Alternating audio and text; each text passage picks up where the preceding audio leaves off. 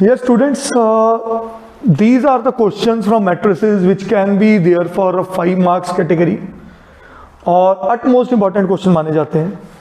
Question is, if A matrix is there, find A inverse and hence का मतलब उस inverse को use करो to solve the system of these equations. अब मैं पहले इसको समझिए, ये क्या कह रहा है, आप इस system of equations को you can convert in matrices form. कैसे? आप इसको लिख सकते हो 2, 3, 1 x के कोफिशिएंट्स, -3, 2, -1 y के कोफिशिएंट्स, -3, 2 अच्छा +1 सॉरी, एंड 5, -4, -2. सही है? श्योर? क्या वो A मैट्रिक्स ही है exact? Into x y z जो वेरिएबल्स है equals to the solution part 11 -5 -3. सही है? तो अगर आप इसको A लिख रहे हो और इसको कोई मैट्रिक्स x लिख रहे हो और इसको B लिख रहे हो तो आप इसको लिख सकते हो AX = B. और अगर मैं यहां पे प्री मल्टीप्लाई करता हूं तो यहां बनता है A inverse into A into x और इधर बनता है A इनवर्स इंटू B. कोई डाउट नहीं. What is A into A inverse? A into A inverse I, yes और नो, और I इंटू x और x था x y z और वही वैल्यूज मुझे फाइंड आउट करनी है. वही ये बोल रहा है hence solve the system of equation. तो x क्या बन गया? A inverse into. तो टेक्निकली ये क्वेश्चन की शुरुआत यहां से, वो पहले कहता है पहले A इनवर्स ढूंढो और उसको किससे मल्टीप्लाई कर दो? B से. You will get values of x y z और मैट्रिक्स x. तो A इनवर्स क्या है आपको याद होगा. A इनवर्स का फॉर्मूला है, क्यों हो गया?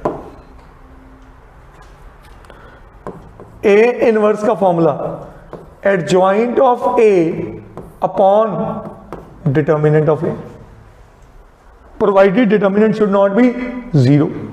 तो पहले डिटर्मिनेंट निकालते हैं इस मैट्रिक्स का. आओ जी, A डिटर्मिनेंट. हाँ जी, आई होप यू रिमेंबर. अगर मैं रो 1 से एक्सपैंड करूं 2 एज इट इज, -3 का साइन चेंज कर दो, क्या बना? 3 और 5 एज इट इज. सही है भाई साहब? मतलब plus minus plus, bracket bracket bracket. अब ब्रैकेट के बाद मतलब क्या है? 2 का कॉरेस्पॉन्डिंग कॉलम और कॉरेस्पॉन्डिंग रो खत्म कर दो, इसको और इसको हाइड कर दो, बचा क्या? ये छोटा सा मैट्रिक्स. तो इनको क्रॉस मल्टीप्लाई करके माइनस कर दो. 2 इंटू 2 -4, फॉर्मूले का -4 इंटू 1 -4, -4 क्या बन गया? +4, क्योंकि बाहर माइनस था. अब इसको हाइड कर दो, इसको हाइड कर दो, ये और ये बचा. 3 इंटू -2 -6, -4 इंटू 1 -4, फॉर्मूले का माइनस क्या बना? +4. क्या बात समझ आई? 5 इंटू इसको हाइड और इसको हाइड, 3 इंटू 1 3, फॉर्मूले का माइनस, 2 इंटू 1 2. क्या ये बात समझ आई सबको? बोलिए, इसमें कोई शक नहीं? ठीक है जी. तो मेरा डिटर्मिनेंट क्या बना? ये तो 0 बन गया, ये तो 0 बन गया हमारा. तो डेल्टा डिटर्मिनेंट -6 + 4 -2, 3 इंटू -2 -6, 3 -2 1 +5. तो भाई साहब A डिटर्मिनेंट क्या बना? -1. सही है? तो आपने A इनवर्स में A डिटर्मिनेंट तो ढूंढ लिया. पहले हमेशा डिटर्मिनेंट निकालो. कई बार डिटर्मिनेंट 0 आ जाए तो A inverse does not exist, क्योंकि डिटर्मिनेंट कैन नॉट बी 0. ठीक है, आइएगा. एडजॉइंट की बेसिक डेफिनेशन याद रखो. एडजॉइंट होता है ट्रांसपोज ऑफ कोफैक्टर मैट्रिक्स. क्या होता है? Transpose of cofactor matrix. Transpose बताते हैं क्या है, पर पहले कोफैक्टर मैट्रिक्स समझिए. हर एलिमेंट का उसकी पोजीशन पे समझ लो डिटर्मिनेंट निकालना है. हर एलिमेंट का उसकी पोजीशन पे डिटर्मिनेंट निकालना है, उसे बोलते हैं कोवेक्टर मैट्रिक्स. आइएगा, मैं कहता हूं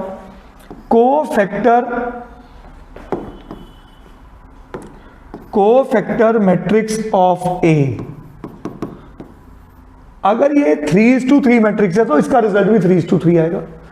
अब समझो प्रियानी, पहले सब फोकस करो, ये 2 एलिमेंट का कोफैक्टर निकालना है। एक फंडामेंटल याद कर लो, कभी भी 3:3 मैट्रिक्स है ना, plus minus plus minus plus minus plus minus plus, मतलब जिस जगह पे प्लस है साइन चेंज नहीं होगा, पर जिस जगह पे माइनस है साइन चेंज होगा। तो मैंने 2 के अकॉर्डिंग मैं ना ये मैट्रिक्स दोबारा आपके सामने प्लस माइनस उड़ा देता हूं, थोड़ी साफ सुथरी दिखे।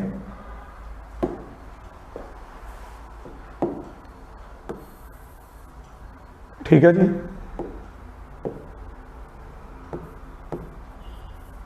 समझिएगा सर, मैं नहीं चाहता आपको कोई दिक्कत है समझने में। आइएगा, सबसे पहले 2 को हाइड करो और उसके कॉरस्पॉन्डिंग रो को हाइड करो। -4 + 4 क्या आया था, पहले भी 0 कर चुके थे, तो इसका कोफैक्टर 0 आ गया।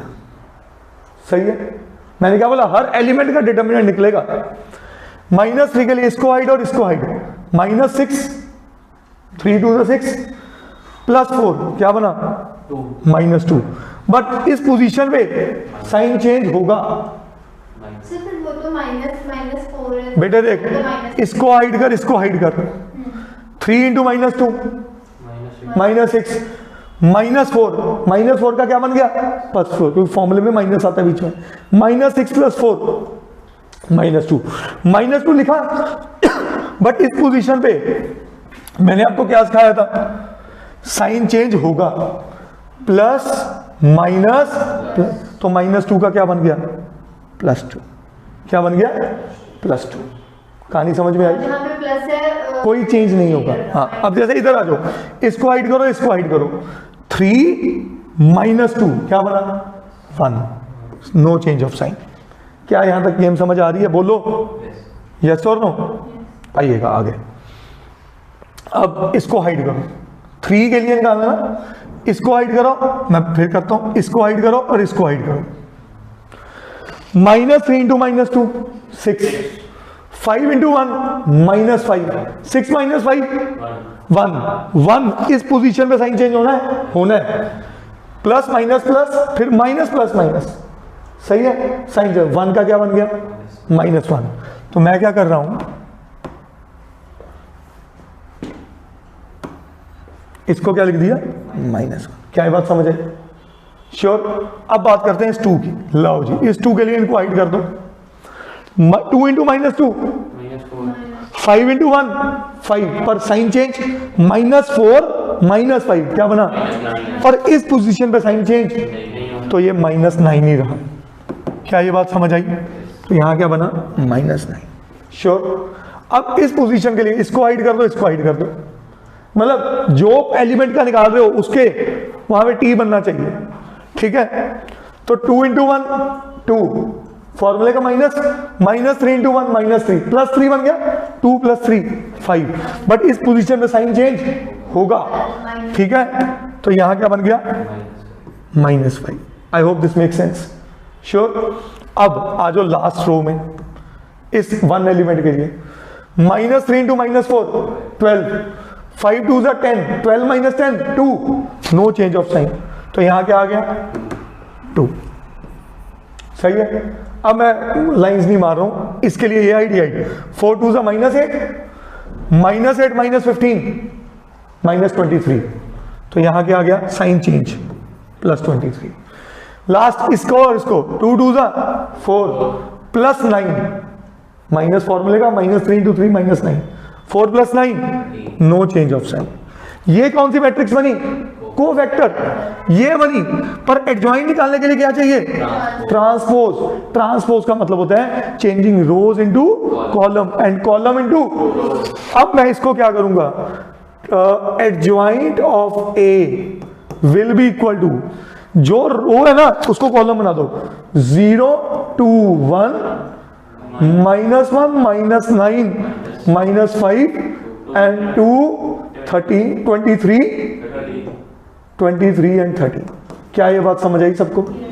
ये बनी एडजॉइंट। पर उसने मेरे से मांगा क्या? A inverse.